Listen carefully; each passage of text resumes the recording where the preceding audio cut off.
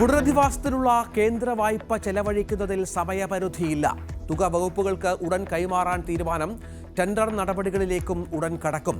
കെട്ടിട നിർമ്മാണ ചെലവ് കുറയ്ക്കണമെന്ന് മുഖ്യമന്ത്രി. ചെലവ് കണക്ക് പുനഃപരിശോധിക്കാൻ കിഫ്കോണിന് നിർദ്ദേശം.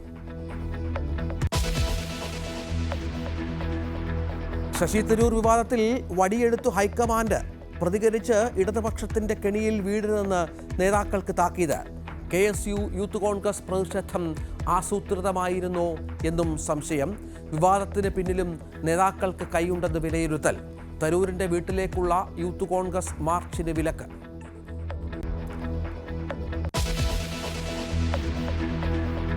ആശാവർക്കർമാർ സമരം കടുപ്പിക്കുന്നു. മറ്റന്നാൾ മഹാസംഗമം. സംസ്ഥാനത്തെ എല്ലാ ആശാവർക്കർമാരെയും പങ്കെടുക്കും. ഇന്ന് സമരം 9ാം ദിവസം.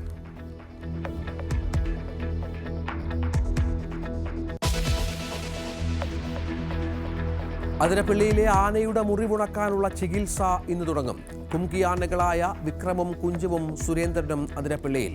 കോടനാട് അഭയാരണ്യത്തിലെ കൂട് നിർമ്മാണം ഉച്ചയ്ക്ക് പൂർത്തിയാകും.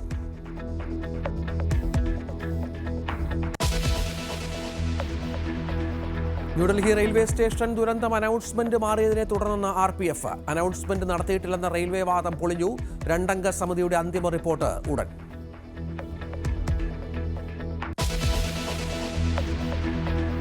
കാനഡയിൽ മഞ്ഞ് മൂടിയ റൺവേയിലേക്ക് വിമാനം കൂപ്പുകുത്തി വീണു. അപകടം ടൊറന്റോയിൽ. വിമാനത്തിലുണ്ടായിരുന്നത് 80 പേർ. 17 പേർക്ക് പരിക്ക്.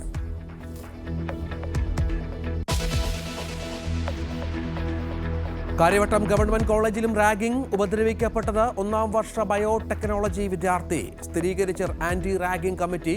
പരാതി 7 3-ാം വർഷ വിദ്യാർത്ഥികൾക്കെതിരെ. രഞ്ജി ട്രോഫിയിൽ മികച്ച സ്കോർ ലക്ഷ്യമിട്ട് കേരളം. ഗുജറാത്തിനെതിരെ ഭേദപ്പെട്ട നിലയിൽ. ഇന്നലെ കളി നിർത്തുമ്പോൾ 4 വിക്കറ്റിന് 206 റൺസ്. സച്ചിൻ ബേബിയും മുഹമ്മദ് അസറുദ്ദീനും ക്രീസിൽ.